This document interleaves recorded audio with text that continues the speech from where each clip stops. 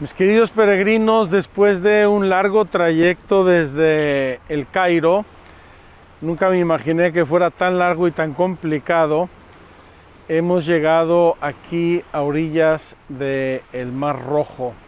Tenemos a nuestras espaldas el Mar Rojo, casi en el atardecer. Esperemos que Dios nos regale hoy un espectáculo natural bellísimo en este lugar donde no sabemos exactamente donde el pueblo de Israel atravesó el Mar Rojo, como dice la Biblia, a pie enjuto, es decir, a pie desnudo atravesaron, caminaron en medio del mar, y estos vientos a lo mejor nos dan una idea de esos vientos que se desencadenaron y que hicieron que las aguas se dividieran. Un prodigio maravilloso, y hoy por primera vez vemos nuestro Mar Rojo. Creo que lo vamos a ver solo un día más, no sé si dos. Vamos a ver cómo se desenvuelve nuestro trayecto. Se los digo porque la península del Sinaí, como ustedes saben, ha sido escenario político, militar desde hace ya 50 o 60 años, y yo no sabía la cantidad de controles y de seguridad que hay en esta zona. Pero bueno, nosotros estamos a lo nuestro, y han visto ya una breve introducción de nuestro trayecto saliendo del Cairo. Llegamos a donde empieza el canal de Suez, la ciudad de Suez. Atravesamos un túnel debajo del canal de Suez y luego hemos hecho un trayecto aproximadamente de unos 200 kilómetros a través del desierto. Una cosa impresionante, este desierto de aridez, de soledad, de desamparo. Me imagino cómo llegó aquí el pueblo de Israel. Sé que voy buscando una salida, que mi alma puede estar perdida si me separo de tu guía y dirección. Sé que esta vida es un camino para hallar la salvación.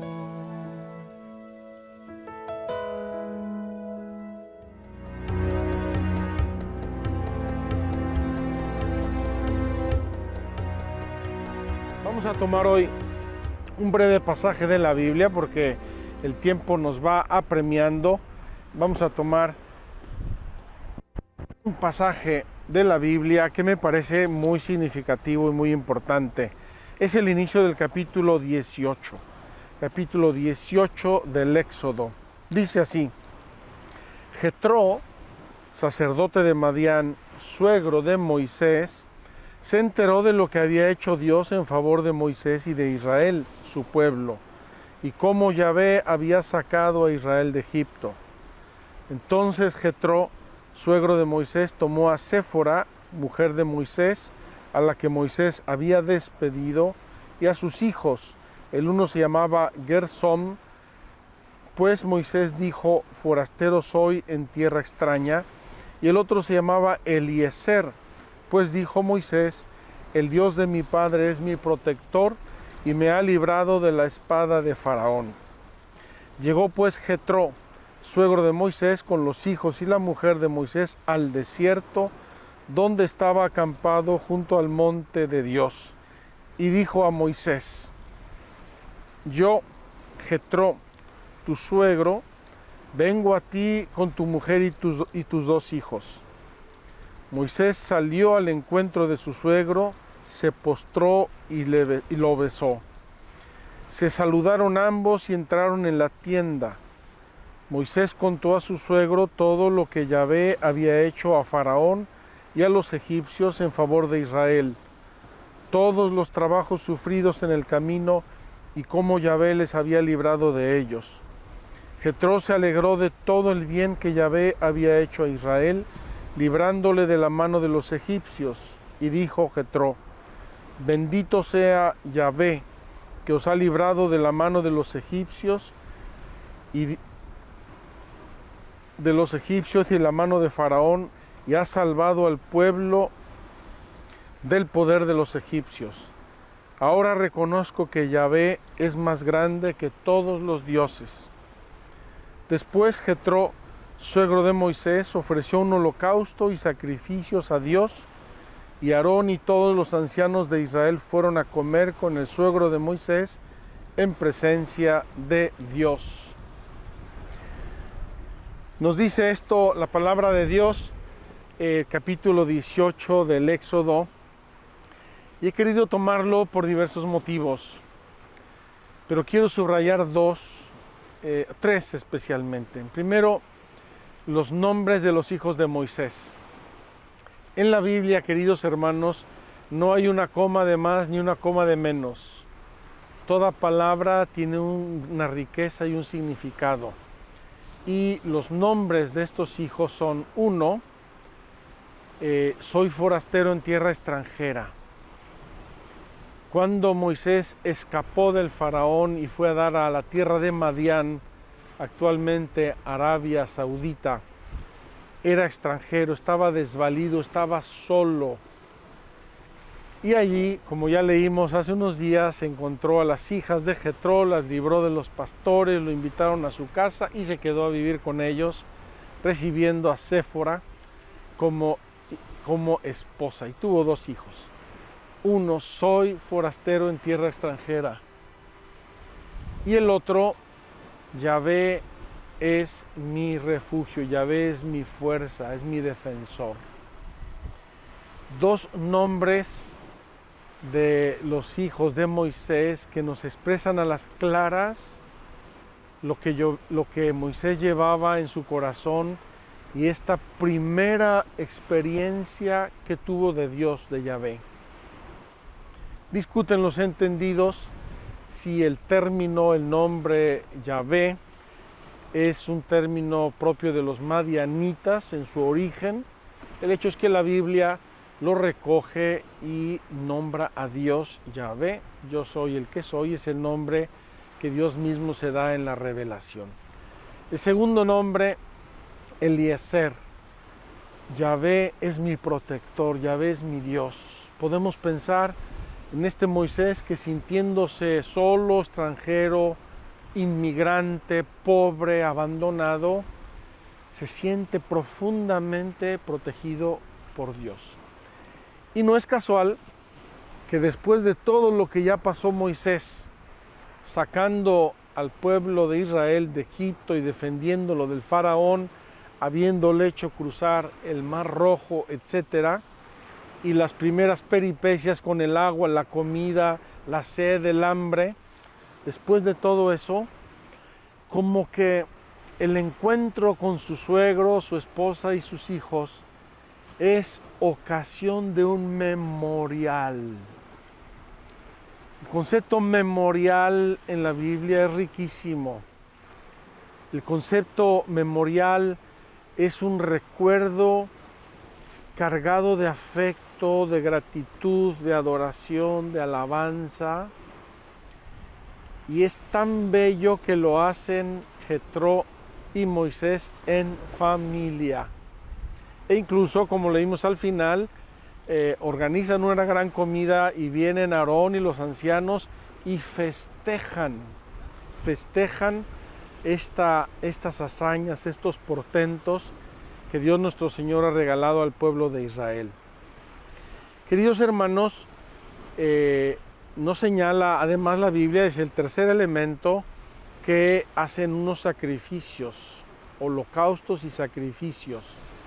Es decir, tenemos en este pueblo naciente una de las primeras formas de culto y de liturgia. Culto y liturgia. Vamos a ir viendo, sobre todo con el libro del Levítico, que este culto y esta liturgia, a un cierto punto, Dios nuestro Señor mismo le va a revelar a Moisés cómo quiere que se realice, cómo quiere que se desempeñe el culto y la liturgia y el sacerdocio de Aarón, primer sumo sacerdote Aarón, y los levitas, y el templo, y la tienda del encuentro, y los candelabros, y el incienso, y cantidad de cosas, porque Yahvé Dios sabe que el ser humano tiende a Él, que el ser humano reconoce en él su grande beneficiario, su grande proveedor, y tenemos que expresarlo. El ser humano necesita la liturgia, la necesita como el comer, la necesita como el beber. Por eso aquí se reúnen, repasan los hechos, los reviven, hacen un memorial y pasan al culto de Dios, a sacrificios y alabanzas. Qué hermoso y qué importante para nosotros. Lo vamos a ver más adelante, ya cerquita, cuando empecemos a hablar de los mandamientos y empecemos con el primer mandamiento. Amarás a Dios sobre todas las cosas. Santificarás las fiestas. Santificarás las fiestas. Es decir, que la presencia de Dios en la vida del ser humano no sea una presencia pintada en la pared, que no significa nada y que no le da valor a nada. Que la presencia de Dios en la sociedad y en la persona humana signifique algo, tiempo, lugar, espacio, actitudes, gestos, sentimientos, afectos, libertad que implique a todo el ser humano, porque si no, tememos que esa supuesta fe muera, como decíamos ayer, muera, se vanifique y no tenga prácticamente ningún valor y ningún significado.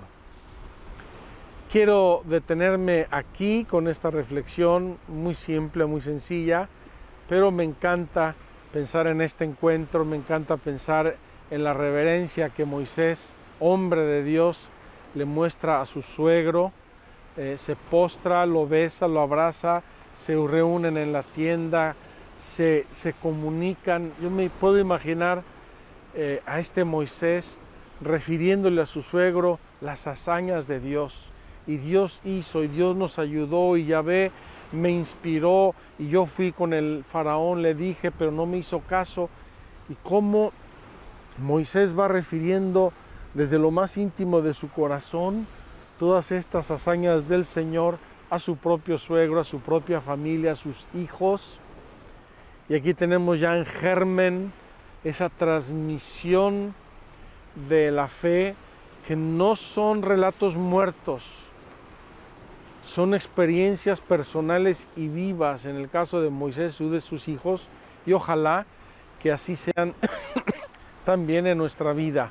Cuando nosotros hablamos con nuestros hijos, con nuestros seres queridos, con nuestros amigos sobre Dios, no debemos transmitirles cosas como loros, decimos en México, repitiendo solo por repetir, sino en cuanto lo hemos vivido, lo hemos asimilado, lo hemos hecho nuestro, y por eso lo transmitimos con amor, con pasión, con reverencia, con delicadeza.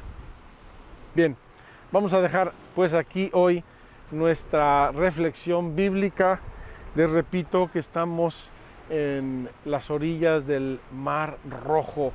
No veo la hora de terminar esta catequesis y al atardecer nos vamos a ir a echar un clavado en el Mar Rojo. Eso no lo vamos a grabar porque me apetece mucho nadar en este mar y pensar en todo lo que aquí ocurrió para el pueblo de Israel. Vamos así a pasar directamente a nuestra catequesis de hoy y vamos a hacer, como en los días pasados, un pequeño recuento. Vamos a retomar ese número importantísimo, 1700, que ya hemos repetido, y hoy vamos a llegar hasta el final, hasta el último artículo del día de hoy, que es el artículo sobre el pecado. Vamos a leer estas partes que hemos ido recorriendo. La dignidad de la persona humana. Estamos ahora y seguimos en el individuo, en la persona singular, en el ser humano, hombre o mujer, individual. Y dijimos, en primer lugar, que su dignidad está enraizada en el hecho de ser una criatura hecha por Dios a su imagen y semejanza, que se realiza en su vocación a la felicidad, a la bienaventuranza humana y divina, que corresponde al ser humano llegar libremente a esa realización la libertad, el concepto de libertad y juntamente con el concepto de libertad, el de responsabilidad. Por sus actos deliberados, la persona humana se conforma o no se conforma al bien prometido por Dios y atestiguado por la conciencia moral, la deliberación de la conciencia, el actuar en conciencia, el concepto de conciencia. Los seres humanos se edifican a sí mismos y crecen desde el interior. Hablamos de la interioridad, cuidarla, cultivarla, defenderla. Lo más hermoso y precioso está en mi intimidad, el valor de mi intimidad, donde mi razón, mi voluntad, mi libertad y mi conciencia me hacen ser lo que soy, declaran el valor eterno que Dios me ha dado. Hacen de toda su vida sensible y espiritual un material de su crecimiento.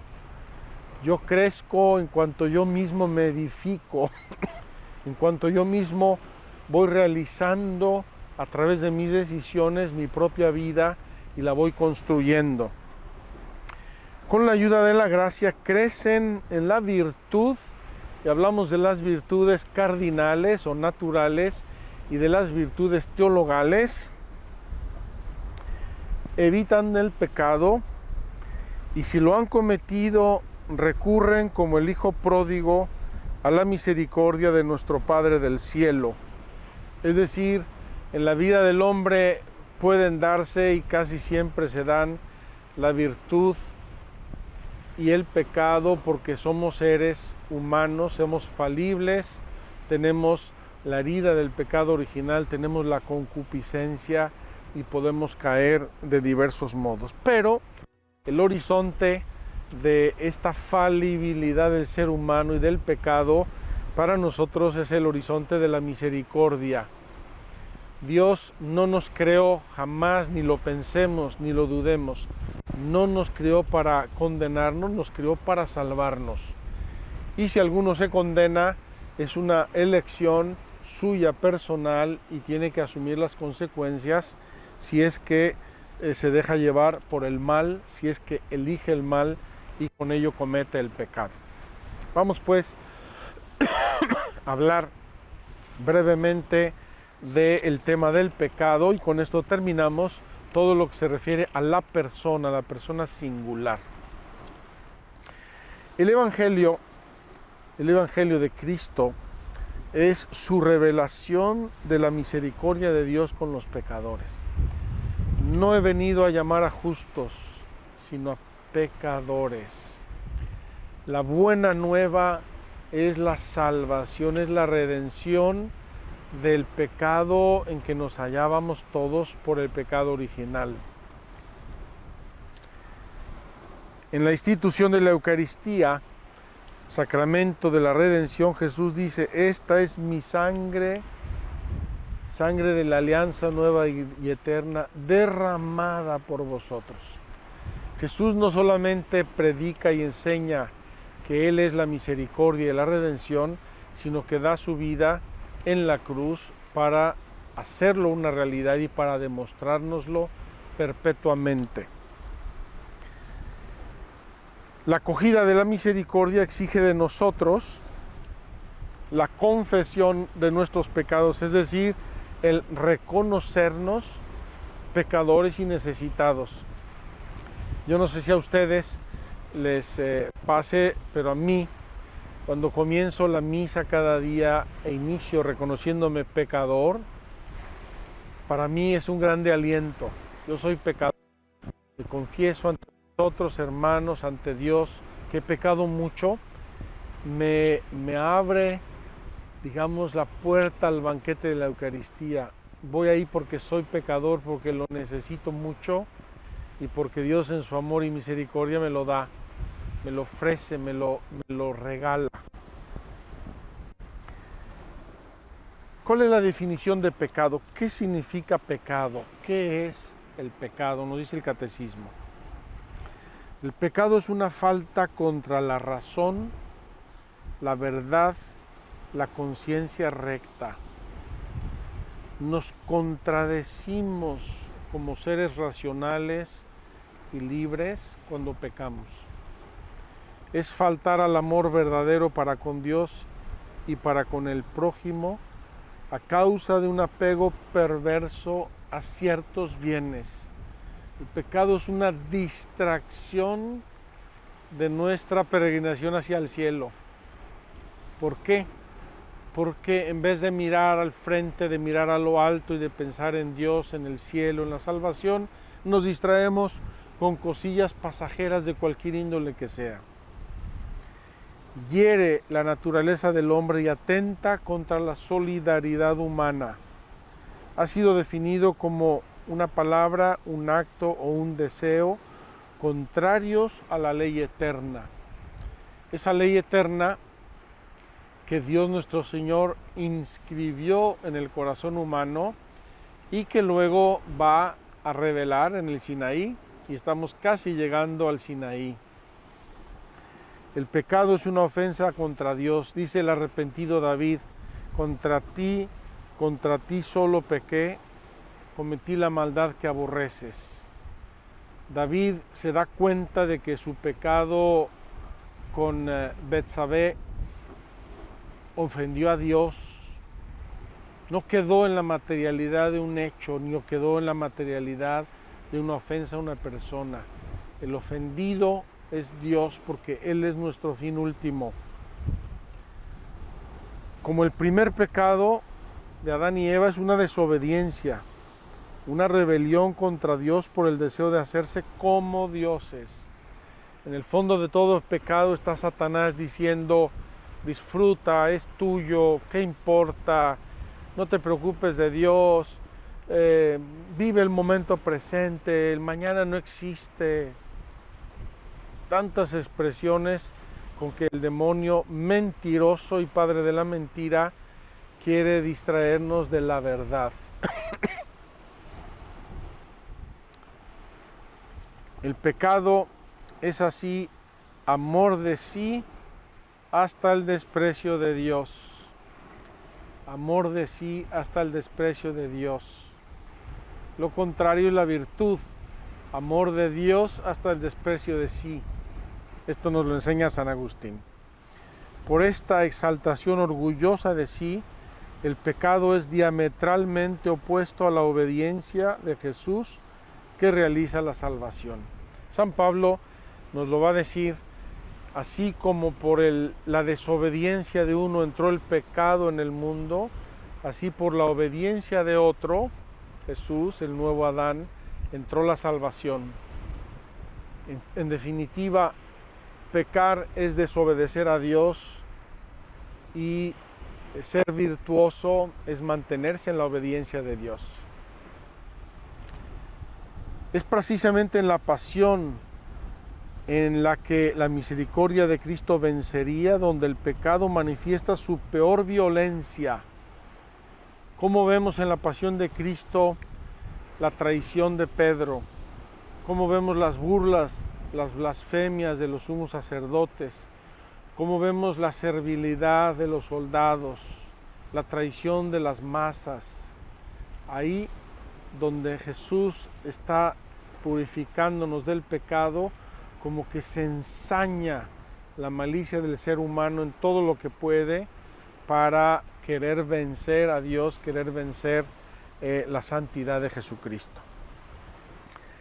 Hay, dice el catecismo, diversidad de pecados, y yo quiero ya señalar inmediatamente que la tradición, el catecismo tradicional maravillosamente recogido en este catecismo es pecado mortal, pecado venial o simple imperfección. Vamos a ver qué nos dice. Esta distinción es grande, es muy importante, y nos conviene mantenerla clara en nuestro corazón y estar atentos a ella. La Escritura contiene varias listas de pecados. Hay variedades. Las obras de la carne son conocidas, dice Pablo: fornicación, impureza, libertinaje, idolatría, hechicería, odios, discordia, celos, iras, rencillas, divisiones, disensiones, envidias, embriagueces, orgías y cosas semejantes, sobre las cuales os prevengo, como ya os previne, que quienes hacen tales cosas no heredarán el reino de Dios. Queridos hermanos, San Pablo es muy claro y muy explícito en su enseñanza moral. Hay diversidad de pecados y la doctrina de la Iglesia los ha resumido de algún modo en los pecados capitales. Lo vamos a ver más adelante. Esos pecados capitales que son como la cabeza de otros muchos. Cada uno de esos pecados es como un astro que tiene muchas estrellas. Así son los pecados capitales. ¿Cuál es la gravedad del pecado? El pecado puede ser, conviene valorar los pecados según su gravedad. La distinción entre pecado mortal y venial, perceptible ya en la Escritura, se ha impuesto en la tradición de la Iglesia. La experiencia de los hombres la corroboran. ¿Qué es el pecado mortal? El pecado mortal destruye la caridad en el corazón del hombre por una infracción grave de la ley de Dios. Aparta al hombre de Dios, que es su fin último y su bienaventuranza, prefiriendo un bien inferior. Ese es el pecado mortal. Destruye la caridad y nos hace perder la ruta, nos hace perder el camino, el fin del ser humano, que es Dios. El pecado venial deja subsistir la caridad, aunque la ofende y la hiere. No se muere, pero queda herido, queda ofendido, queda dolido. Ese es el pecado venial. El pecado mortal que ataca en nosotros el principio vital que es la caridad, necesita una nueva iniciativa de la misericordia de Dios y una conversión del corazón que se realiza ordinariamente en el marco del sacramento de la reconciliación. Para podernos rehacer y reconstruir del pecado mortal necesitamos la reconciliación con Dios. No vamos ahora a bajar tanto a esta teología sacramental porque ya la vimos el año pasado, pero hablamos mucho de este tema y con mucha profundidad. Para que el pecado sea mortal, y esto es muy importante, se requieren tres condiciones. Yo digo que el pecado mortal es una mesa de tres patas. Una mesa de tres patas no puede mantenerse en pie si le falta una. Son tres y tiene que tener las tres. Si le falta una, ya no se mantiene en pie y por lo tanto ya no es pecado mortal. Es importante esto para que lo tengamos claro en nuestra conciencia. El pecado mortal requiere tres condiciones. Es pecado mortal lo que tiene como objeto una materia grave. Materia grave. Y que además es cometido con pleno conocimiento y deliberado consentimiento. Materia grave, pleno conocimiento y pleno consentimiento, deliberado. Deliberado significa que lo pienso, lo analizo, lo reflexiono y decido deliberadamente. Vamos a ver brevemente estas tres condiciones. La materia grave es precisada por los 10 mandamientos según la respuesta de Jesús al joven rico. No mates, no cometas adulterio, no robes, no levantes falso testimonio, no seas injusto, honra a tu padre y a tu madre. La gravedad de los pecados es mayor o menor. Un asesinato es más grave que un robo. Un robo pequeño de un dulce en una tienda es diferente de robarle a tu familia una herencia, de robar un hurto grande. Hay niveles en la gravedad de la materia, obviamente. La cualidad de las personas lesionadas cuenta también. No es lo mismo una ofensa a una persona desconocida que una ofensa a los padres, a las personas constituidas en autoridad. La materia tiene que ser grave para que haya pecado mortal. Exige también plena conciencia y entero consentimiento, es decir, presupone el conocimiento del carácter pecaminoso del acto, de su oposición a la ley de Dios. Implica también un consentimiento suficientemente deliberado para hacer una elección personal.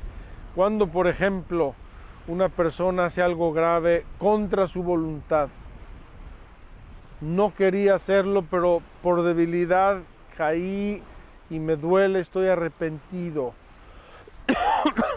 Es debilidad. Es debilidad. Claro, esas debilidades a veces pueden ser muy graves o pueden ser unos vicios tremendos. Plena conciencia y entero consentimiento. La ignorancia involuntaria puede disminuir y aún excusar la imputabilidad de una falta grave. No sabía yo que estaba haciendo algo grave. Sinceramente no lo sabía. Los impulsos de la sensibilidad, las pasiones, pueden igualmente reducir el carácter voluntario y libre de la falta, lo mismo que las presiones exteriores o los trastornos patológicos.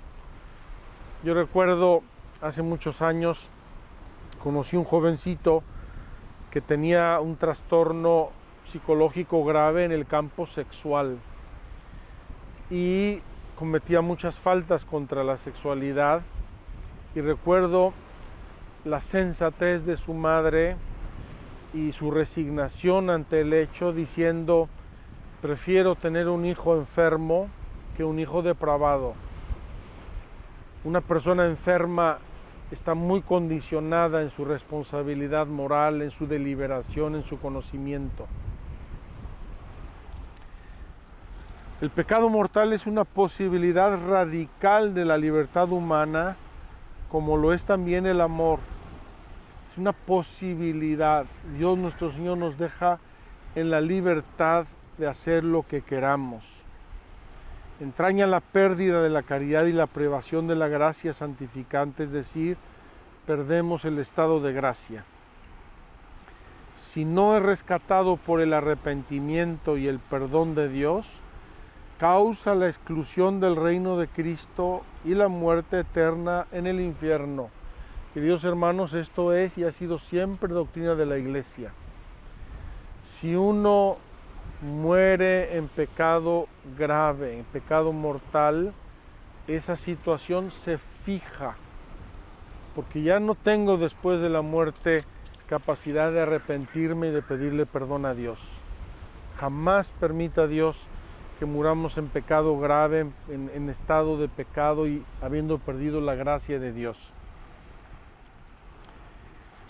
Se comete un pecado venial, pasamos ahora al pecado venial, cuando no se observa en una materia leve la medida prescrita por la ley moral, o cuando se desobedece la ley moral en materia grave, pero sin pleno consentimiento y sin pleno conocimiento. Aquí obviamente la persona comete una falta, pero no lo hace con la malicia ni con la deliberación de quien lo hace gravemente. El pecado venial debilita la caridad, entraña un afecto desordenado a los bienes creados, impide el progreso del alma en el ejercicio de la virtud y la práctica del bien moral. Merece penas temporales, no la pena eterna. El pecado venial deliberado y que permanece sin arrepentimiento nos dispone poco a poco a llegar al pecado mortal. Los que empiezan a juguetear con el pecado y con la tentación se habitúan a él, se debilitan y finalmente pueden acabar en una situación grave de pecado. No obstante, el pecado venial no rompe la alianza con Dios. Es humanamente reparable con la gracia de Dios. No priva de la gracia santificante ni de la amistad con Dios, de la caridad, ni por tanto de la bienaventuranza eterna. Los que mueren en una situación de pecado venial tendrán un poco de purgatorio, como nos enseña la Iglesia, pero al final llegarán al cielo y esa es nuestra confianza. Yo no sé cuántas personas morirán en un estado perfecto de gracia. Todos tenemos imperfecciones, pecados veniales, pequeñas faltas. Eso es parte de nuestra condena, de nuestra condición humana. Todo pecado, termina el catecismo sobre la gravedad de los pecados. Hay un pecado que no tiene perdón y es el no creer en el perdón de Dios. Es lo que llama el Evangelio la blasfemia contra el Espíritu Santo. Todos los pecados, los más graves, los más terribles, los más obscenos, los más escandalosos, todos tienen tienen perdón si yo me arrepiento, si yo le pido sinceramente perdón a Dios. Pero si yo no creo y no espero en el perdón de Dios y no creo en la misericordia de Dios, me quedo en mi pecado. Vamos a terminar porque este tema del pecado no es muy agradable de estar tratando, aunque es necesario. La proliferación del pecado. El pecado, como la virtud, se multiplican, se contagian. Y esto nos va a abrir un poco la puerta al siguiente tema, que es ya la comunidad humana. Es decir, el pecado prolifera porque los hombres nos influenciamos unos a otros, pecamos unos con otros o unos contra otros, y así la sociedad humana va afectándose poco a poco del pecado hasta llegar a veces a estructuras horrorosas de pecado, como puede ser la pornografía, el tráfico de droga, la corrupción moral, la corrupción política, todas esas manifestaciones del pecado en la sociedad. El pecado crea una facilidad para el pecado, engendra el vicio por la repetición de actos. Ya hablamos de los hábitos. El hábito puede ser bueno, la virtud, o puede ser malo, el vicio. Cuando en los pueblos se introducen vicios, la sociedad empieza a adolecer situaciones de pecado. Qué triste, por ejemplo, que haya sociedades en las que se ha difundido enormemente el alcoholismo, una debilidad humana, un vicio, un mal hábito, una adicción que lastima profundamente a la sociedad humana y a la persona y a la sociedad. De ahí resultan inclinaciones desviadas que oscurecen la conciencia y corrompen la valoración concreta del bien y del mal. Así hay sociedades donde ya se han acostumbrado a situaciones y a actitudes pecaminosas. El pecado tiende a reproducirse y a reforzarse, pero no puede destruir el sentido moral hasta su raíz. La situación más terrible de pecado en una sociedad o en una persona humana no logra arrancarnos la naturaleza humana que nos ayudará siempre a tender al bien, y tampoco puede arrancarnos la misericordia y la gracia de Dios que estará buscando al pecador. Hay más alegría en el cielo por un pecador que se arrepiente que por 99 justos, nos enseña Jesús. Los vicios pueden ser catalogados según las virtudes a que se oponen, y también pueden ser referidos a los pecados capitales que la experiencia cristiana ha distinguido siguiendo a San Juan Casiano y a San Gregorio Magno. Son llamados capitales porque generan otros pecados, otros vicios, y son la soberbia, la avaricia, la envidia, la ira, la lujuria, la gula, y la pereza, soberbia, avaricia, envidia, ira, lujuria, gula y pereza. La tradición catequética recuerda también que existen pecados que claman al cielo, unos pecados muy graves porque ofenden mucho a la persona y a la sociedad y desde luego a Dios. Claman al cielo, dice la Sagrada Escritura, la sangre de Abel, la sangre fratricida, el pecado de los sodomitas, el clamor del pueblo oprimido en Egipto, el lamento del extranjero, de la viuda y el huérfano, y la injusticia para con el asalariado. El pecado es un acto personal, pero nosotros tenemos una responsabilidad en los pecados cometidos por otros cuando cooperamos con ellos. Y hay varios tipos de cooperación en el pecado. Es una forma de complicidad, participando directa y voluntariamente, ordenándolos, aconsejándolos, alabándolos o aprobándolos.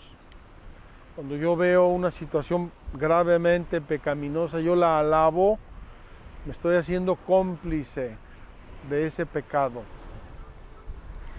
No revelándolos o no impidiéndolos cuando se tiene obligación de hacerlo. Cuando se puede impedir un pecado, una situación, y tiene uno la obligación moral de hacerlo, y protegiendo a los que hacen el mal. Quien protege a los que hacen el mal grave, obviamente se hace cómplice de ese pecado grave. Así el pecado convierte a los hombres en cómplices unos de otros. Hace reinar entre ellos la concupiscencia, la violencia y la injusticia. Los pecados provocan situaciones sociales e instituciones contrarias a la bondad divina. Pienso yo aquí, por ejemplo, en el tráfico de drogas. Una institución, una verdadera institución con una complicidad tremenda que daña mucho a la sociedad y mucho a las personas y mucho a las familias. Las estructuras de pecado son expresión y efecto de los pecados personales.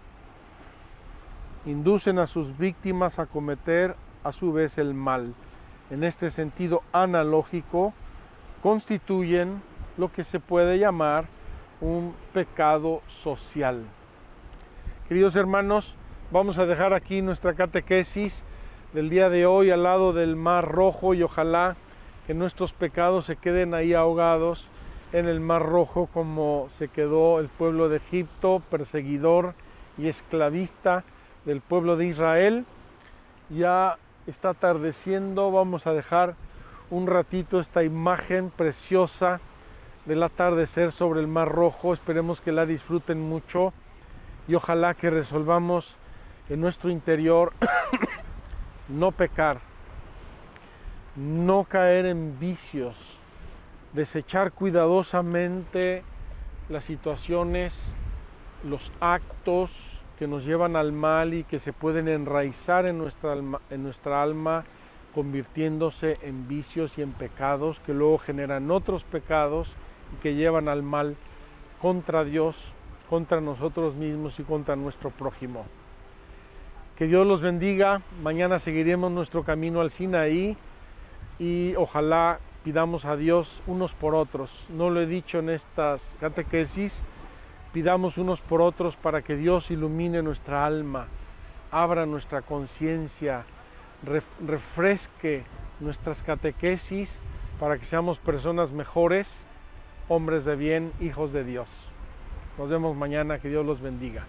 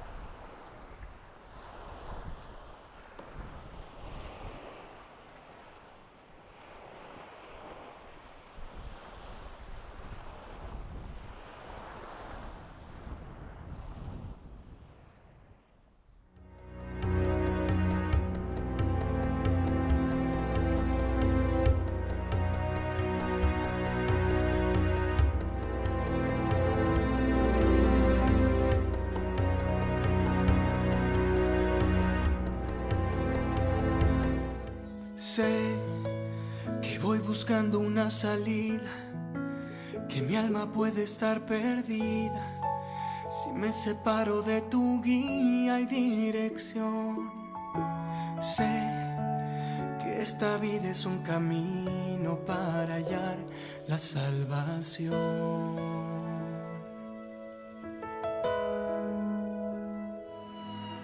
Sé que a veces he perdido el rumbo, que el miedo se hace más profundo, 40 años sin llegar a algún lugar. Sé que aunque yo me haya perdido, tú me vuelves a encontrar. Libérame en mi viaje, en mi camino, abre el mar, que mi pan por el desierto sea el maná, que es tu cuerpo. Y si te tengo nada más, me faltará. Libérame y que encuentre siempre en ti mi vocación.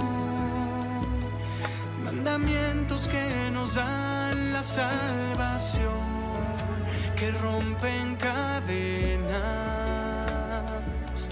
de este plan que tú escribiste, que conduce a tu presencia.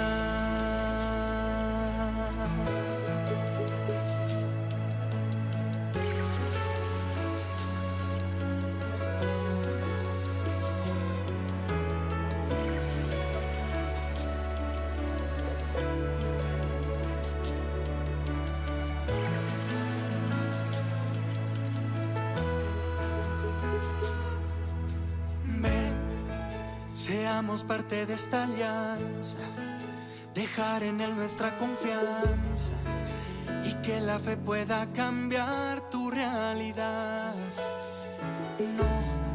No nos toca caminar atados, fui creado para amar.